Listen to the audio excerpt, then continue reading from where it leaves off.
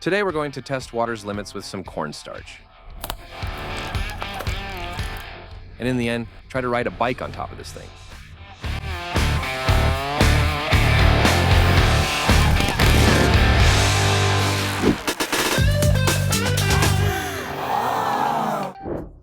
Classic mix, cornstarch, and water. I'm going to add a little bit of food coloring to make it look nice, right?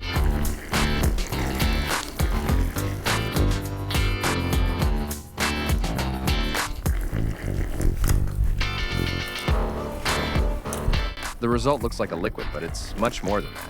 It's the kind of fluid that wants to be treated gently. Look how cool this is. If I put my hand in very slowly, it's liquid, just like water. I can put my hand all the way to the bottom, no problem at all.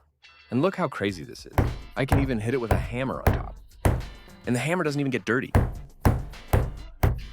The hammer leaves a mark on the goop. As you might have guessed, if I let go slowly when I take it out, it's the same thing. If I take it out very slowly, it comes out. But if I try to pull it suddenly, it lifts the whole jar. It works pretty much the same way as quicksand, where you sink little by little, and if you try to get out, you can't. Now, how do I get this hammer out of here? Cool, right? This goo here. It's a non-Newtonian fluid. The name is weird, but it's simple. Yeah, I just need to make sure it doesn't fall on the floor here, and I'll explain. Look how cool this liquid is. This is corn syrup. It's extremely thick. It flows down very slowly. It looks like the video is in slow motion, but it's not. You can tell it's much slower than water, for example. Look, when I take it out of the jar, it flows much more easily. This difficulty a liquid has in flowing is what we call viscosity. That means corn syrup is much more viscous than water. In everyday life, we usually say that the more viscous liquid, it's thicker. But here's something interesting. Water, for example, I can do whatever I want with it. Squeeze it, hit it, and it still has the same viscosity. It keeps flowing the same way. But not all liquids are like that.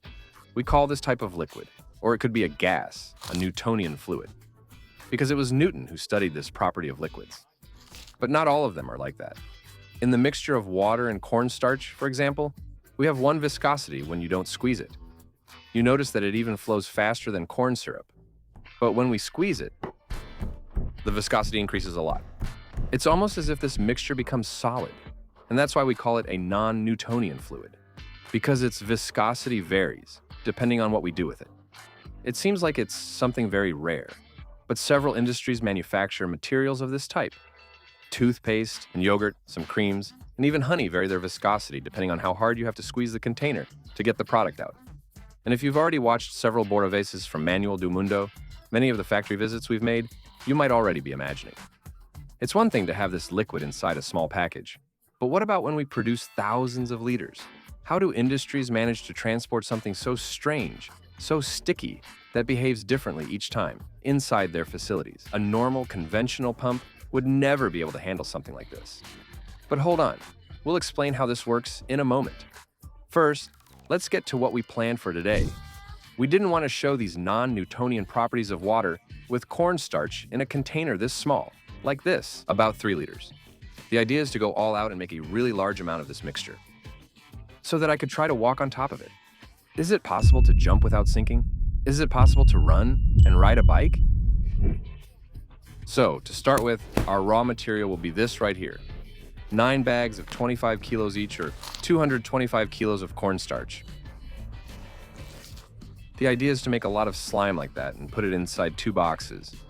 The first box is a giant cube with 60 centimeters on each edge. That will give us a volume of 216 liters of slime. And the idea is to step on top of it and try not to sink.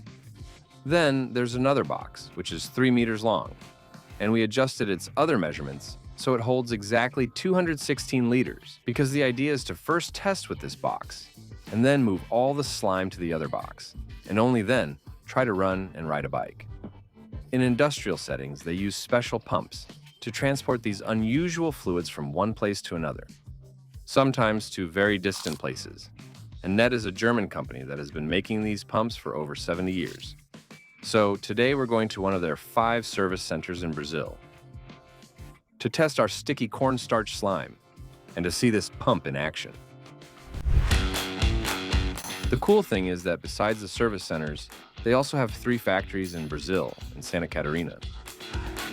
We got here and I thought we were going to have a huge job, carrying bags of cornstarch around. But no, it's a super well-equipped industrial warehouse. So we have steel tables, forklifts, cranes, things we wouldn't find at manual do mundo, and the work is much easier than I expected.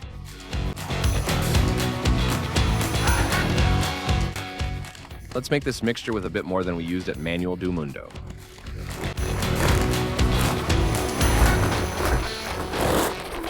I'm starting to think we won't be able to fit many bags in here.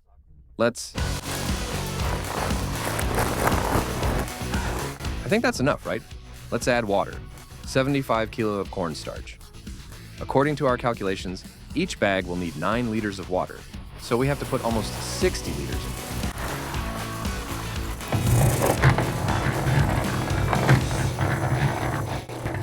If I add more water, it's almost running dry. Let's go. Now that's better. Wow. This isn't going to be easy to handle. It's a really strange liquid. I want to add a little bit of dye before I start mixing again.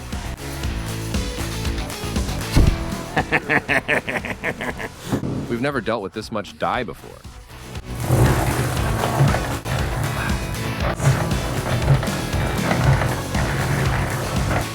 You need to stir the starch just a little so it mixes with the water.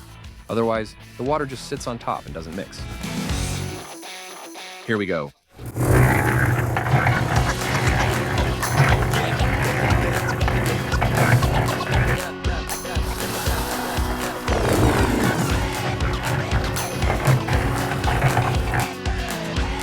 Should have added the water first, right? Don't pour water on top of the cornstarch. We'll get it right next batch. This is pretty cool, huh? It looked like it was all hard, but it wasn't. Huh? Do you want more food coloring, Danny? Let's add a bit more food coloring, right? Since Danny asked.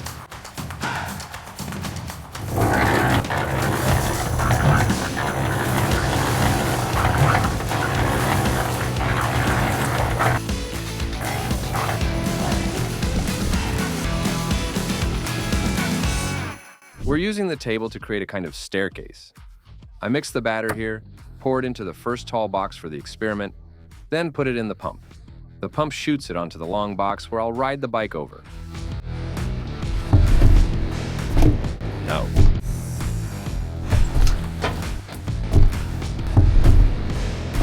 You can cut the goo, look.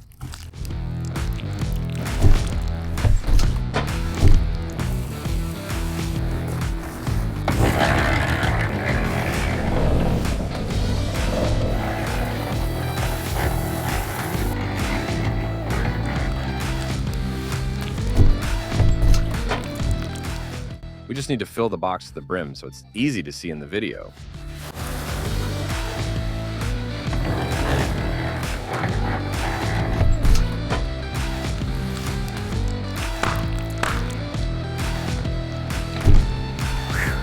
We have it. A crack is starting to form in the box here that we need to fix, because we're going to stop for lunch now. And it might be that when we come back, there's nothing left inside the box. So it's better to put some tape here.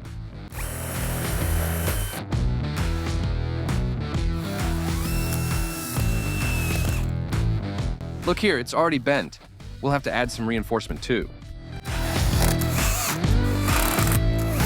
Can we go have lunch and trust that this will still be intact when we get back? We came back from lunch and the mixture settled. The cornstarch part went to the bottom and the water came to the top. I'll have to mix it by hand now since there aren't many options. Let's take a look at the consistency of this thing. First, when I put my hand in and pull, it sticks. Look at that. If I put my whole hand in, when I pull it out, it's almost impossible to take it out. And it cracks as if it were solid, look.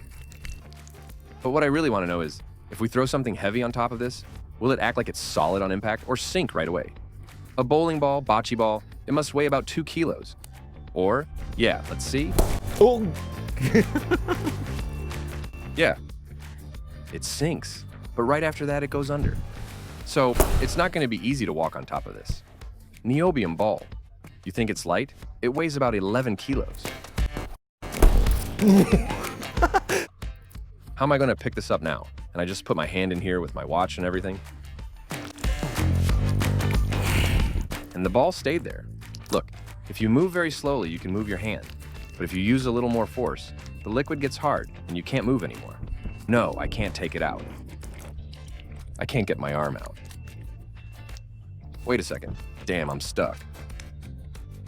This is quicksand. Look, I'm taking it out very slowly. The guy said this is the sledgehammer, and this one is Friday. Look how big it is.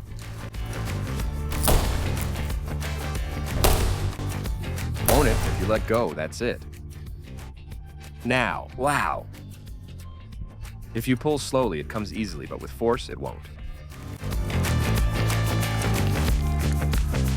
To get into the box, I'm gonna change boots, because I didn't want to ruin this one. But I think it's already kind of damaged, right? I'm going to use one that will probably be the last time I use it, to reduce the stickiness on the sole of the shoe a bit. Is it good to go? You need to be really quick to do it. Let me practice a little here. Oh, I thought I wasn't going to make it. This is so crazy. Oh. I think that deserves a thumbs up down below, doesn't it? This really burns calories, you know? Shall we go? Man, who said this wouldn't work? They should put this in the gym. It's way better than walking on the treadmill. Look. Oh. Wow, ouch. Ouch. The feeling of sinking is good too. But when you stop, you sink as if it were water. My leg is completely stuck. Yeah, the feeling of being stuck in quicksand, right? It's not very good, no, and I think the pressure from the liquid makes it lock up even more down there. Because if we press and make it harder, you have 200 kilos pressing down there. Okay, backing up. Ask for it.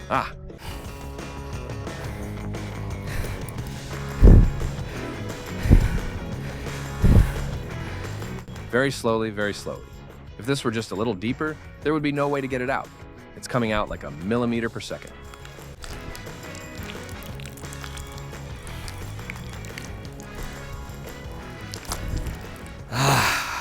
Look, it's something most people haven't experienced, you know? Come on, it's not that much. No, it's easy like this. The hard part is getting out after you get stuck. Whoa, get out now. I think my sock will stay here.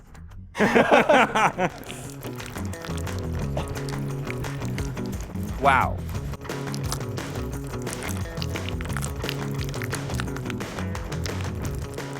He left without a sock. I lost a sock. Okay, but if this is a liquid, why does it behave like a solid? Is there a switch inside that changes its physical state? Does it get scared and protect itself when we hit it? No, it's nothing like that. The secret is how cornstarch interacts with water. When we add sugar, for example, to water, it dissolves and becomes something completely homogeneous. Cornstarch doesn't dissolve.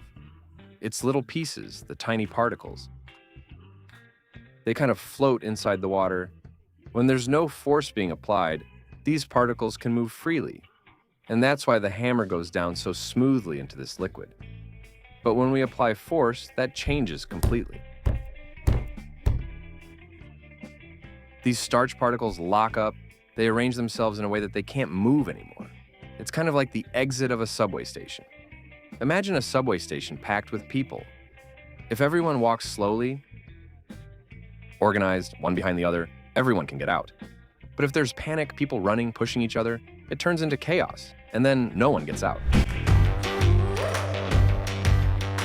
We've seen what happens on foot. Let's try a bicycle. Crawling. Let's transfer it from the box here and use the net pump to help us out. I'm afraid nothing will come out here. Wow, Danny, it's kind of dry.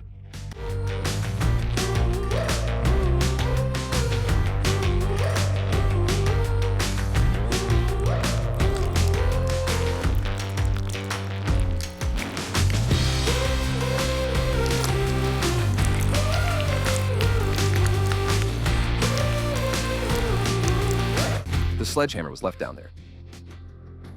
This liquid is no joke. Now we already have a ball of niobium here, the tip of a sledgehammer, and we also had one of Danny's socks, which has already been retrieved. Look who showed up here, look. My sock. Once upon a time, there was a sock. You can see that this fluid here is no joke, right? It's stubborn and hard to handle. Let's try to pump it into another box. How nice. Nothing like a machine working for us, right? Water with cornstarch. It's a fun example of a non-Newtonian fluid. But in our daily lives, there are many others that we don't even notice.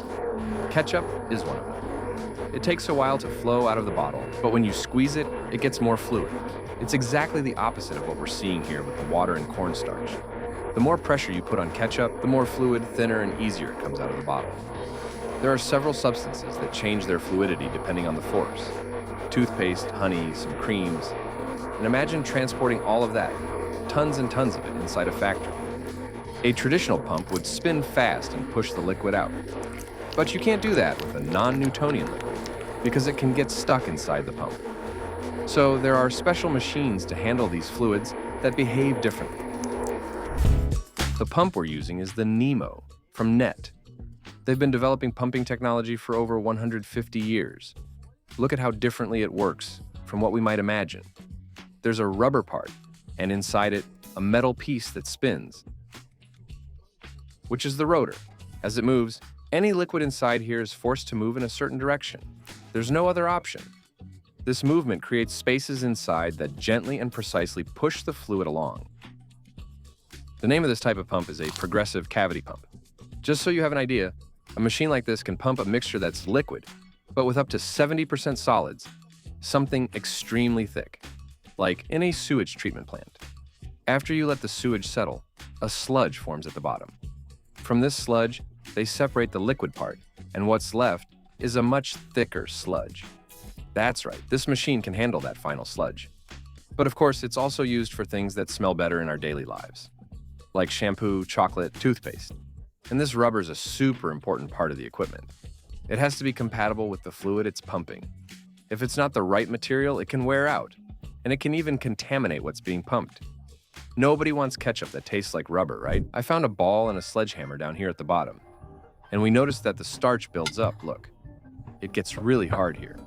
It gets practically dry. Look, it's already solid. That's why it was so hard to pull my foot out. We're thickening the mixture a bit here because we ran out. There was just a little left at the bottom of the box. We made a mess.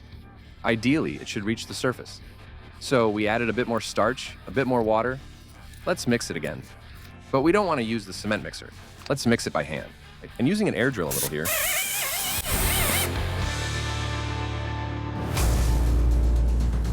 Running first? Crossing should be easy if I just run, right? So. This here is way too easy. Allison, want to try? Sure. It's easy. Watch. You need to go step by step like this. One foot in front of the other.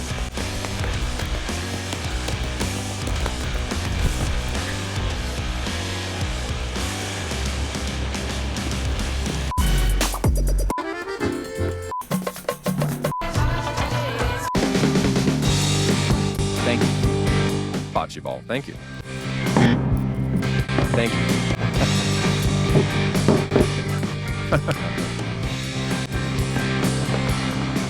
Niobium ball, huh? Oh, nah. No. Hold it, Tiago. I'll put it there to dry. Oh my God. Now, the final challenge, riding a bicycle.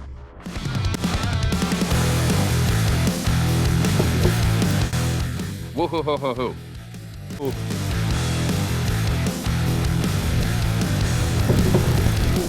Woo-hoo-hoo-hoo. That was easier than I thought. Jump.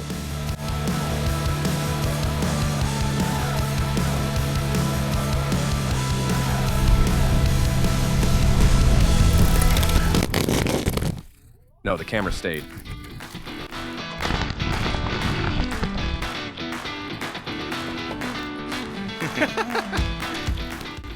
Slowly now, okay? Slowly. Now the challenge is tougher because if I freeze midway, I risk falling off the bike. We left this part for the end, right?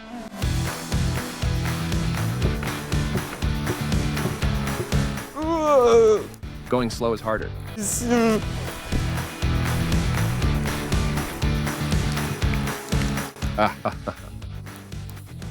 not going.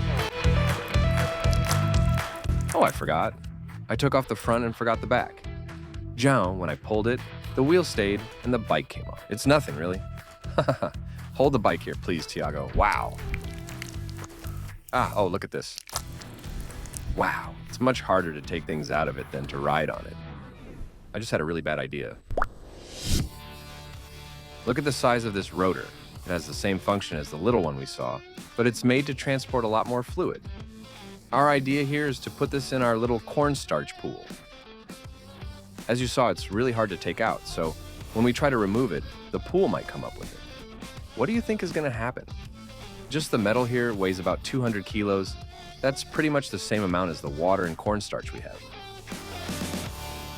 Wow.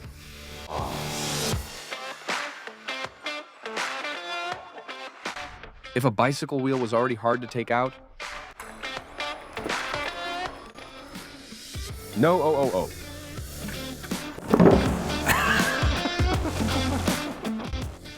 It passed. It takes the box with it. We had a lot of fun here today, but you saw the power of this pump. In factories, they're essential for transporting a lot of things you've already seen in our Boravez, and that arrive at your homes every day. Today, it was just us playing around with it, but it's very useful in industry.